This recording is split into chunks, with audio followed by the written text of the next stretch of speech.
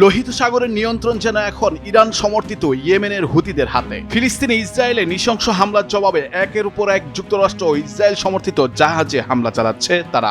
আমেরিকার president Donald Trump হুতিদের বিরুদ্ধে যুদ্ধ ঘোষণা করেও ব্যর্থ হয়েছেন। লোহিত সাগরে জাহাজে হামলা অব্যাহত রেখেছে হুতিরা। এর মাঝে 2 দিনের ব্যবধানে 2টি জাহাজ ক্ষেপণাস্ত্রের আঘাতে ডুবিয়ে দেওয়া হয়েছে। লোহিত সাগরে লাইবেরিয়ার পতাকাবাহী একটি পণ্যবাহী জাহাজে হামলার ঘটনা ঘটেছে। হামলার পর জাহাজটি থেকে 6 জন ক্রুকে উদ্ধারের কথা জানিয়েছে ইউরোপীয় ইউনিয়নের নৌবাহিনী। এই হামলা দায় স্বীকার করেছে হুতিরা। উদ্ধার অভিযানে সম্পৃক্ত নিরাপত্তা প্রতিষ্ঠানের সূত্রে বরাতে বার্তা সংস্থা রয়টার্স 9 জুলাই বুধবার জানিয়েছে পণ্যবাহী জাহাজটিতে মোট 25 জন ছিলেন। হামলায় অন্তত 4 জন নাবিক নিহত হয়েছেন আর 6 জনকে জীবিত উদ্ধার করার পর এখনও 15 জন নিখোঁজ রয়েছেন। ধারণা করা হচ্ছে তাদেরকে বন্দী রাখা হয়েছে। হুতিদের পক্ষ থেকে বলা হয়েছে গ্রিসের মালিকানাধীন এটারনিটি সি নামের পণ্যবাহী জাহাজটিতে ক্ষেপণাস্ত্র ছুড়ে হামলা করেছেন হুতি যোদ্ধারা। গাজায় ফিলিস্তিনের প্রতি সংহতি জানিয়ে হামলাটি চালানো হয়েছে।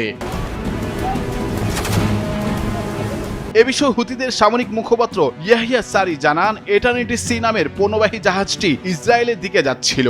সমুদ্রে পণ্যবাহী জাহাজের নিরাপত্তার দায়িত্বে নিয়োজিত ইউরোপীয় ইউনিয়নের অপারেশন অ্যাসপাইটসের পক্ষ থেকে বলা হয়েছে হামলা শিকার জাহাজটিতে 22 জন ক্রু ছিলেন। নিরাপত্তা দলেও ছিলেন আরো 3 জন। যে 6 জনকে উদ্ধার করা হয়েছে তাদের মধ্যে 5 জন ফিলিপাইনের নাগরিক, 1 জন ভারতীয়। ব্রিটিশ সামরিক বাহিনী পরিচালিত যুক্তরাজ্যের ম্যারিটাইম ট্রেড অপারেশনস সেন্টার জানায় হামলায় জাহাজটির উল্লেখযোগ্য ক্ষয়ক্ষতি হয়েছে।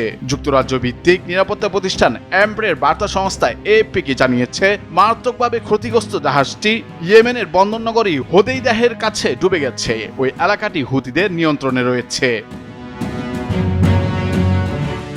ফিলিস্তিনের গাজায় ইসরায়েলি বাহিনীর নির্বিচারে হামলার পরিপ্রেক্ষিতে গাজাবাসীর পাশে দাঁড়িয়েছে হুতিরা। তারা বলছে গাজাবাসীর প্রতি সংহতি জানিয়ে ইসরায়েলের সঙ্গে জড়িত জাহাজে হামলা চালানো হচ্ছে। এর মধ্য দিয়ে গাজায় হামলা বন্ধে ইসরায়েলি বাহিনীর উপর চাপ তৈরি করতে চায় হুতিরা।